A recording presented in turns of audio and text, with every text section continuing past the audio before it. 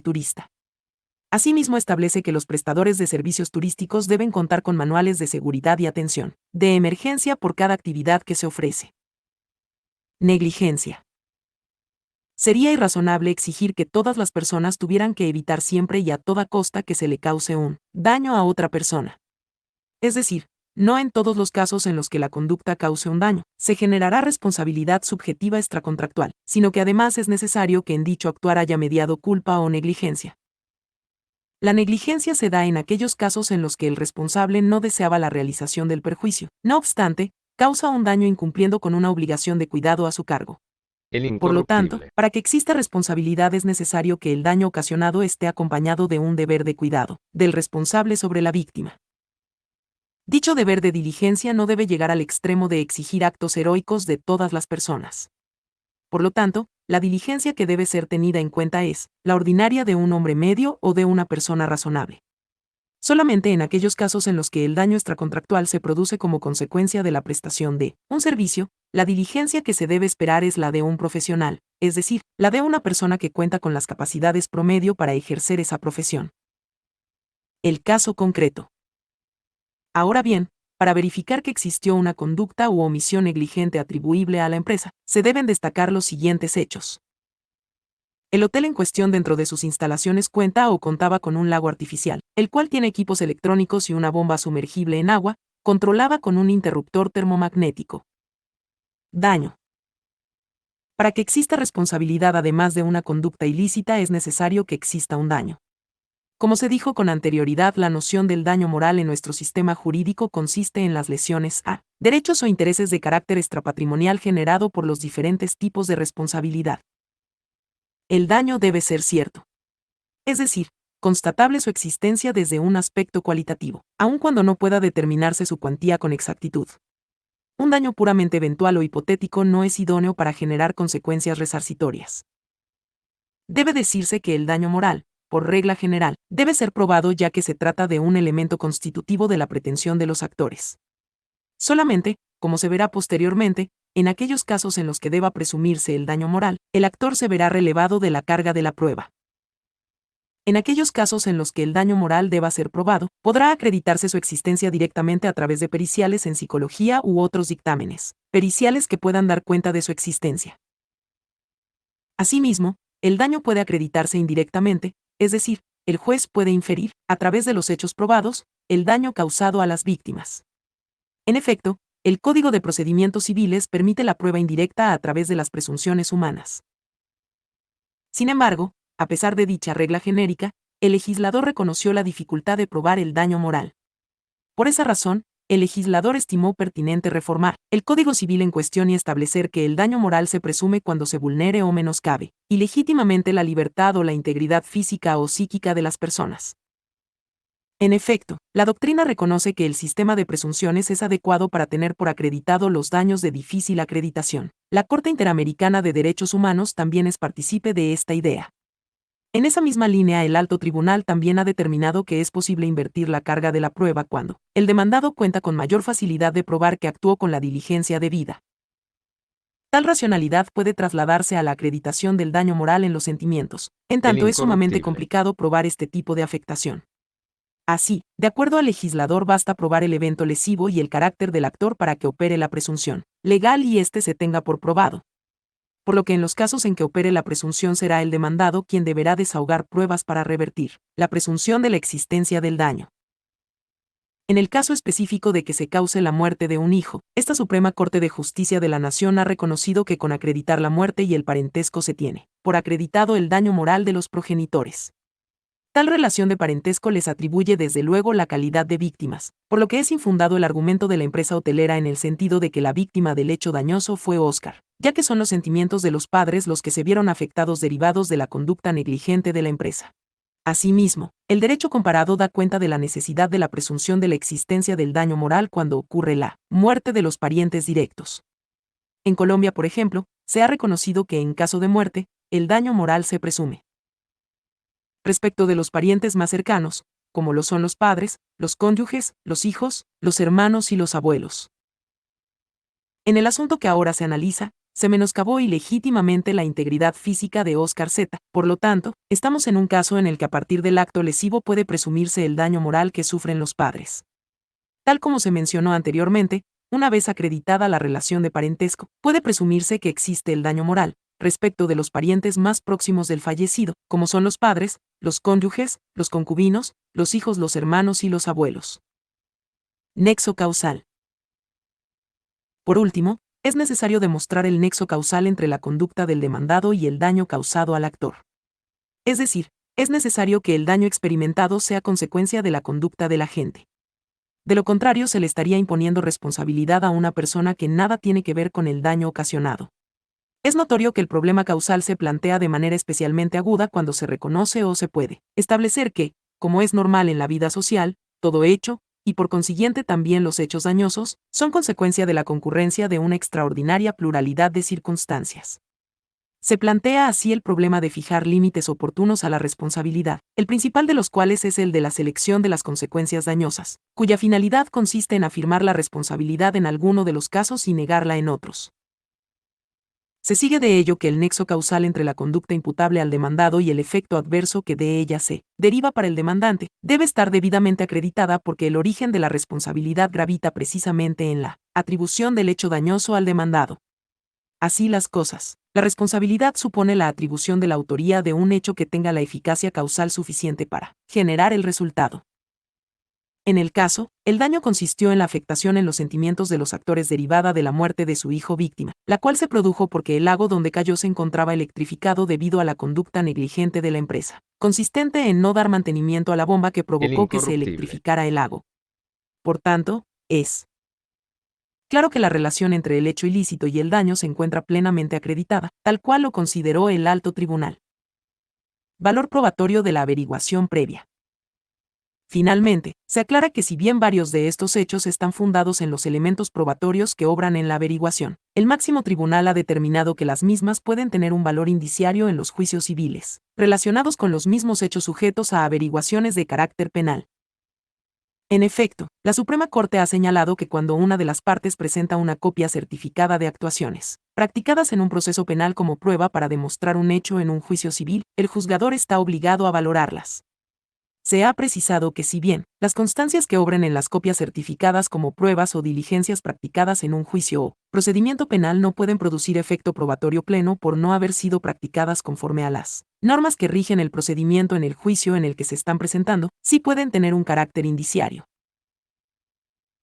Por lo tanto, se puede afirmar que de acuerdo a la doctrina establecida por la Corte de Justicia, las copias certificadas rendidas en la averiguación previa, mismas que fueron ofrecidas dentro de un proceso civil que ahora se conoce, tienen valor probatorio de carácter indiciario.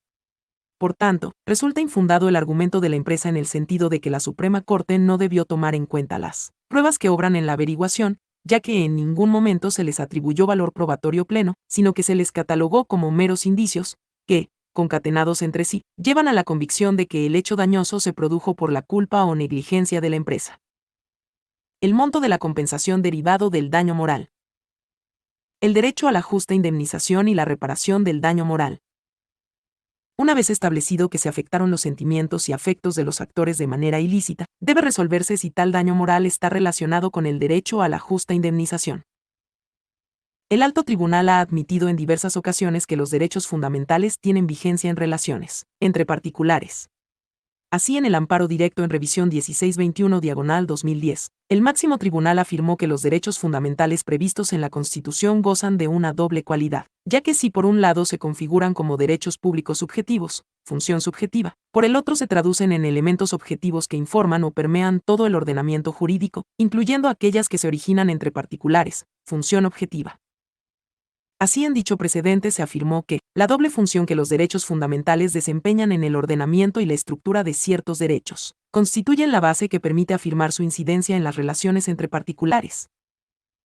Sin embargo, también se destacó que la vigencia de los derechos fundamentales en las relaciones entre particulares no se puede sostener de forma hegemónica y totalizadora sobre todas y cada una de las relaciones que se suceden de conformidad con el derecho privado, en virtud de que en estas relaciones, a diferencia de las que se entablan frente al Estado, normalmente encontramos a otro titular de derechos, lo que provoca una colisión de El los mismos y la incorruptible. necesaria ponderación por parte del intérprete.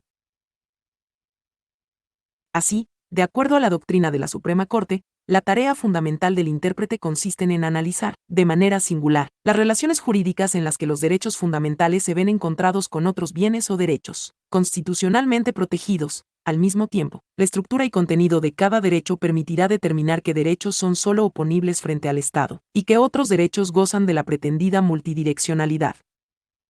En específico, respecto al derecho a una justa indemnización, la Suprema Corte en el amparo directo en revisión 1068/2011 resolvió que dicho derecho tiene vigencia en las relaciones entre particulares. Por tanto, puede decirse que aun cuando la relación que ahora se analiza es de índole civil, la reparación al daño moral que se fije deberá analizarse desde el derecho a la justa indemnización, el cual se encuentra consagrado en el artículo 1 constitucional y 63.1 de la Convención Americana sobre Derechos Humanos. Este derecho ha sido ampliamente desarrollado por la Corte Interamericana de Derechos Humanos. Dicho tribunal en diversos precedentes ha establecido que es un principio de derecho internacional que toda violación de una obligación internacional que haya producido un daño comporta el deber de repararlo adecuadamente. La Corte Interamericana de Derechos Humanos reconoce que los daños inmateriales también deben de ser indemnizados. Sobre los daños inmateriales en el caso Cantoral Benavides vs. Perú manifestó: la Corte pasa a considerar aquellos efectos nocivos de los hechos del caso que no tienen carácter económico o patrimonial y que no pueden ser tasados, por ende, en términos monetarios. El mencionado daño inmaterial puede comprender tanto los sufrimientos y las aflicciones causados a las víctimas, directas y a sus allegados, el menoscabo de valores muy significativos para las personas, otras perturbaciones que no son susceptibles de medición pecuniaria, así como las alteraciones de condiciones de existencia de la víctima o su familia. Es una característica común a las distintas expresiones del daño inmaterial el que, no siendo posible asignárseles un preciso equivalente monetario, solo puedan, para los fines de la reparación integral a las víctimas, ser objeto de compensación, y ello de dos maneras.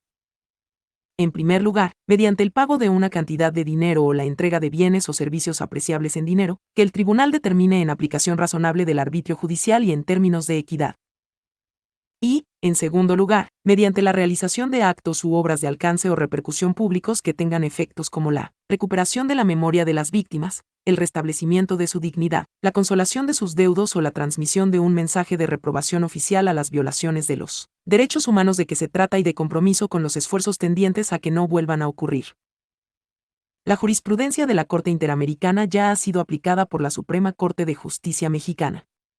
Así, en el amparo directo en revisión 1068/2011 se sostuvo que una justa indemnización o indemnización integral implica volver las cosas al estado en que se encontraban, el restablecimiento de la situación anterior y de no ser esto posible, establecer el pago de una indemnización como compensación por los daños ocasionados al surgir el deber de reparar. Por lo tanto, en el presente caso se deberá partir del derecho a recibir una justa indemnización, para determinar la debida compensación en tratándose de los daños ocasionados en los sentimientos de las personas, lo cual significa que la reparación debe cumplir con los estándares que dicho derecho establece.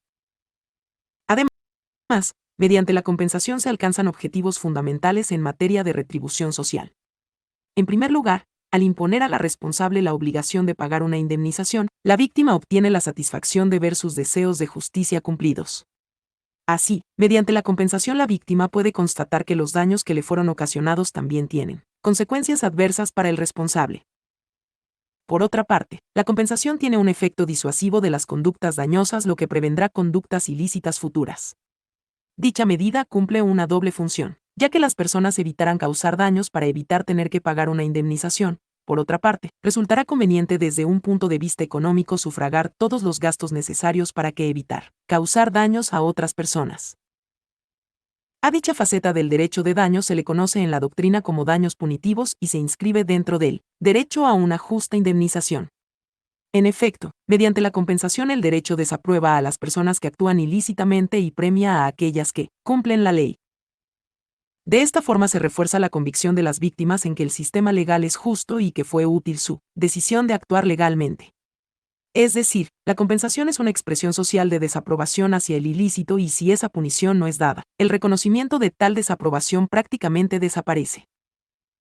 El limitar el pago de los daños sufridos a su simple reparación, en algunos casos significaría aceptar que el responsable se enriqueciera a costa de su víctima.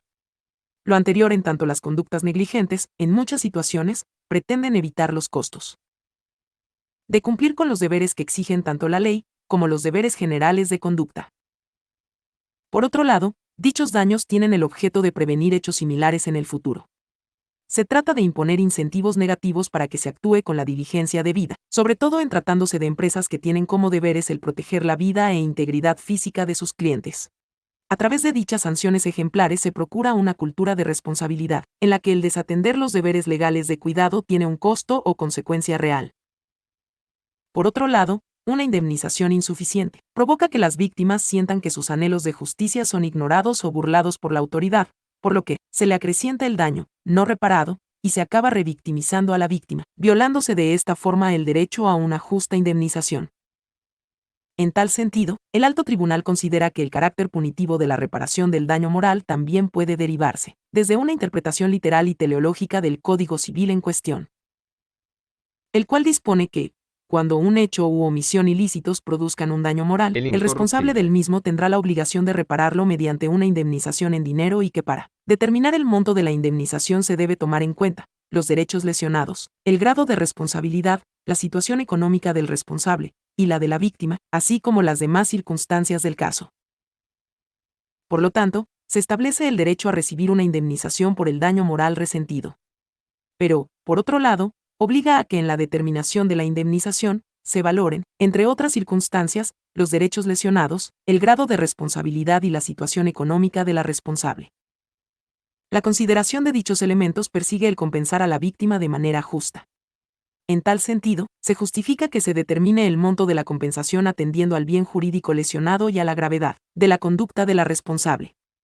Es decir, el juez no debe solamente considerar en su condena aquellos aspectos necesarios para borrar, en la medida de lo posible, el daño sufrido por la víctima, sino que existen agravantes que deberán ponderarse en el quantum de la indemnización. Como se puede observar, este concepto no busca únicamente reparar el daño en los afectos de la víctima, sino que permite valorar el grado de responsabilidad de quien causó el daño. Como se adelantó, tal conclusión también se deriva de los antecedentes legislativos que dieron lugar a la reforma publicada en el Diario Oficial de la Federación el 31 de diciembre de 1982. Así, en el dictamen de la Cámara Revisora se manifestó que, en esos términos, el daño moral es susceptible de medición no solo por la intensidad con la que ha sufrido la víctima, sino también por su repercusión social, por la marca objetiva que dejan en opinión, actitud y conducta de los demás una vez provocado, por el cambio cualitativo notable y perceptible en las interrelaciones sociales, en las que el sujeto que lo sufre es actor y porque la compensación por la vía civil no solo restituye al individuo afectado y sanciona al culpable, sino que también fortalece el respeto al valor de la dignidad humana, fundamental para la vida colectiva.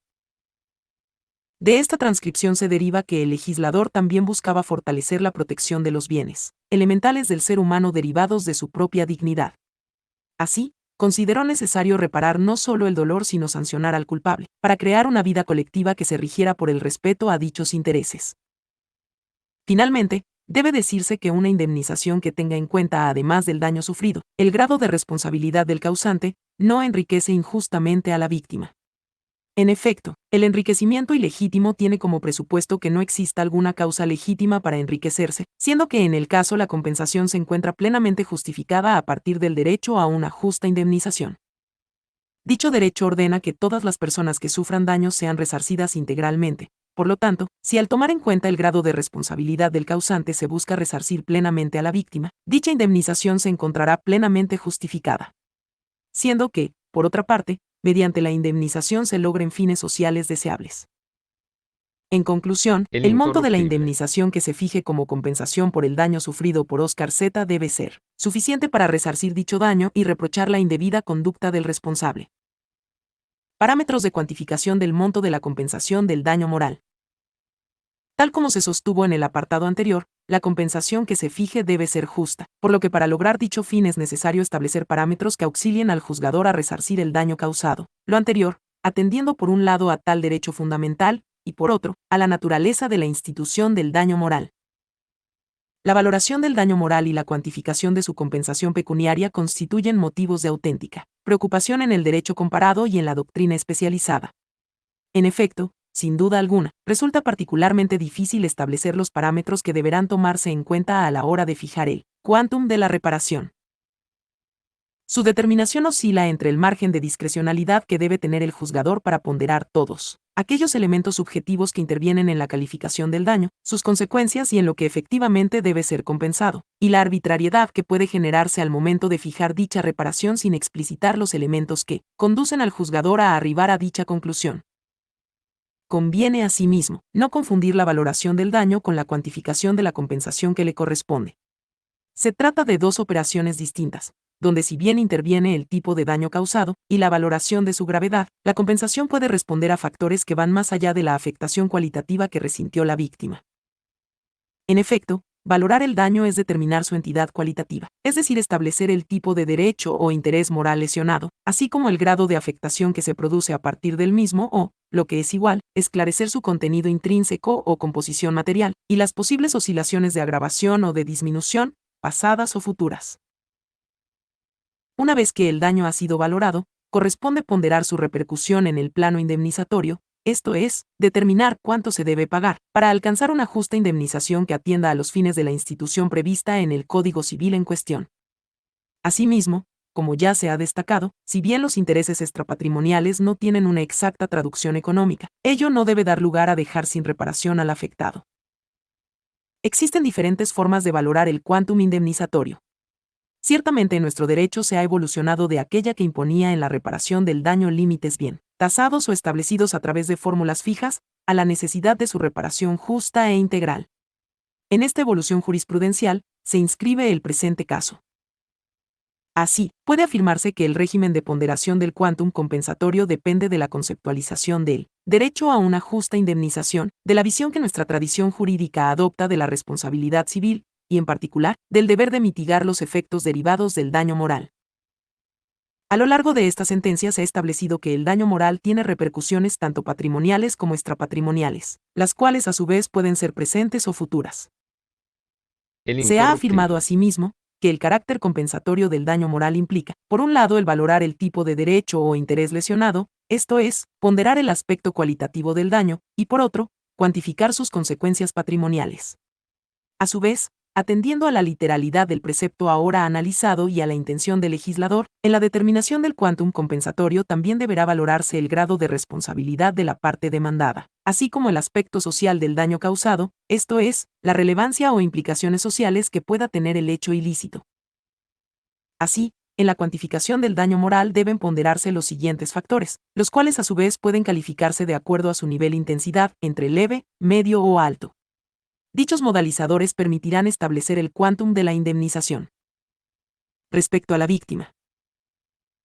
El aspecto cualitativo del daño o daño moral en sentido estricto. Estos elementos deberán ser valorados prudencialmente por el juez, atendiendo a periciales psicológicas que determinen el tipo de derecho o interés lesionado, así como la existencia de un daño y la gravedad del mismo. El tipo de derecho o interés lesionado. El daño moral se determina en función de la entidad que el derecho o interés lesionado, así como en la pluralidad de los intereses lesionados. Aunque no es posible señalar que los derechos o intereses extrapatrimoniales tienen mayor o menor valor, sí es posible determinar la importancia del valor o interés afectado. En ese sentido, puede asignarse como cuantificador de este aspecto del daño una afectación leve, media o severa. Así, por ejemplo, no será lo mismo el daño que ocasionaría la muerte de una mascota, la cual sería de importancia leve al interés afectado, que la de los descendientes directos, la que por su parte implica una importancia severa del derecho lesionado. A su vez, la entidad del daño puede incrementarse debido a la pluralidad de intereses o derechos lesionados. La existencia del daño y su nivel gravedad. Como se afirmó anteriormente, en todos aquellos casos en los que se vulnere o menoscabe ilegítimamente la libertad o la integridad física o psíquica de las personas, la existencia del daño moral deberá presumirse, siendo que en el caso concreto estamos en dicho supuesto. No obstante, en el resto de los casos el daño moral deberá ser probado.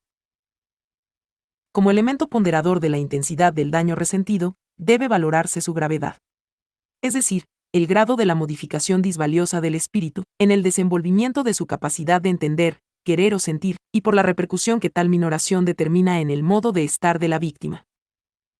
La gravedad del daño puede calificarse de normal, media o grave. Normalmente una persona que experimenta la pérdida de un ser querido tiene una etapa que puede definirse un duelo normal, en el que la persona, a pesar de sufrimiento, prosigue durante este periodo llevando una vida normal y no abandona sus responsabilidades laborales, sociales, familiares y personales. No obstante, puede acreditarse un sufrimiento muy intenso, daño moral, que, dada su gravedad, modifique el El comportamiento social de quien lo incorruptible. padece. ¿Cómo podría suceder en aquellos casos en que la muerte de un ser querido afecta profundamente la vida familiar, social de una persona? En efecto, aunque se presuma la existencia del daño, las partes podrán allegar pruebas al juzgador que tengan valor suficiente para persuadirlo respecto de la mayor o menor envergadura del daño. Esta prueba suplementaria apuntaría a demostrar que en el caso concreto puede haberse producido un daño mayor a aquel que se produce razonablemente en casos similares. Aspecto patrimonial o cuantitativo derivado del daño moral. En este aspecto el juez deberá valorar los gastos devengados derivados del daño moral. Estos pueden ser los gastos médicos derivados de las afectaciones a los sentimientos y psique de la víctima, si se demuestra que tal daño generó consecuencias médicas, y los gastos por devengar. En este rubro pueden ubicarse aquellos daños futuros, costo del tratamiento médico futuro, por ejemplo el costo de las terapias psicológicas durante el tiempo recomendado por el médico, o ganancias no recibidas derivadas de la afectación a los derechos y bienes morales, por ejemplo, si derivado de una fuerte depresión la víctima se ve imposibilitada a trabajar. En tanto estos elementos tienen un aspecto patrimonial, el cual puede ser medible o cuantificable, no es necesario establecer moduladores al grado de afectación a este aspecto del daño. Respecto a la persona responsable. El grado de responsabilidad. Como se mencionó en otro apartado, la reparación del daño debe ser justa y además cumplir los fines propios del daño moral. Por lo tanto, la gravedad de la culpa debe ser tomada en cuenta, para disuadir el tipo de conductas que causan daños morales y cumplir con los demás fines sociales de la reparación. Así, a mayor gravedad de la conducta deberá establecerse una indemnización mayor. Esto es, puede modalizarse la intensidad de la gravedad en leve, media y alta. Para ello deberá ponderarse el bien puesto en riesgo por la conducta negligente, el grado de negligencia y sus agravantes, la importancia social de los deberes incumplidos a la luz del tipo de actividad que desempeña la parte responsable, entre otros factores. En efecto, debe valorarse el tipo de bien o derecho puesto en riesgo, así como el número de personas que podrían haberse visto afectadas por los actos negligentes. Para calificar el grado de negligencia, deben valorarse sus agravantes, esto es, la malicidad, mala fe, intencionalidad, o si se trató de una actitud groseramente negligente. En este aspecto resulta relevante el tipo de atención que recibieron las víctimas una vez ocurrido el hecho dañoso.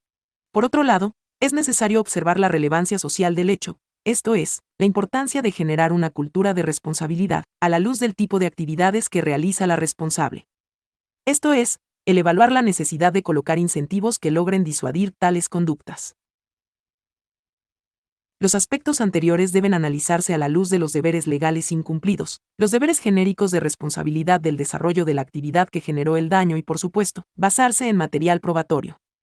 Se aclara que el grado de responsabilidad El no se presume, incorruptible. por lo que debe ser probado. Situación económica. En tanto la reparación por daño moral tiene una faceta punitiva y resarcitoria, debe valorarse la capacidad de pago de la responsable para efectivamente disuadirla a cometer actos parecidos en el futuro. Aunque la situación económica de la responsable no es definitoria, el quantum compensatorio derivado del daño moral es un elemento que debe valorarse, especialmente en aquellos casos, como en este, en los que la responsable obtiene un beneficio o lucro por la actividad que originó el daño. Así, también debe tomarse en cuenta si la parte responsable recibe un beneficio económico por la actividad que afectó los derechos e intereses de la víctima. Tal capacidad económica también puede calificarse de baja, media o alta. Debe destacarse que los elementos de cuantificación antes señalados, así como sus calificadores de intensidad, son meramente indicativos. El juzgador, al ponderar cada uno de ellos, puede advertir circunstancias particulares relevantes. Su enunciación simplemente pretende guiar el actuar de los jueces, partiendo de la función y finalidad del derecho a la reparación del daño moral, sin que ello signifique que estos parámetros constituyen una base objetiva o exhaustiva en la determinación del quantum compensatorio. En efecto, lo que se persigue es no desconocer que la naturaleza y fines del daño moral no permite una cuantificación absolutamente libre, reservada al subjetivismo del juzgador, ni tampoco resulta de una mera enunciación de pautas, realizadas de manera genérica y sin precisar de qué modo su aplicación conduce, en el caso, al resultado al que se arriba. La suma que se imponga debe ser razonable, cumplir con el objeto de reparar pero también de disuadir, imponiendo reparaciones responsables, justificadas y debidamente motivadas en las consideraciones antes señaladas. En resumen, respecto a la responsable, se estableció que su grado de responsabilidad fue grave, pues puso en riesgo la vida e integridad física, no solo de la víctima, sino potencialmente de todos sus huéspedes, se acreditó un alto grado de negligencia, y se justificó la alta relevancia social de las actividades que realiza la empresa. Además, se considera que la empresa hotelera se beneficia económicamente de las actividades que, al haberse desempeñado negligentemente, llevaron a la muerte del joven, y que dicha empresa tiene una alta capacidad económica. En tal sentido, dada la grave afectación a los derechos de las víctimas, el alto grado de responsabilidad de la empresa hotelera y su alta capacidad económica, el quantum de la indemnización debe ser igualmente severo. Por tanto, la Suprema Corte fijó una nueva indemnización por la cantidad de 30.259.200 pesos. Fin del presente audio. No olvides regalarme un like, inscríbete al canal para que el presente contenido llegue a más personas. Gracias.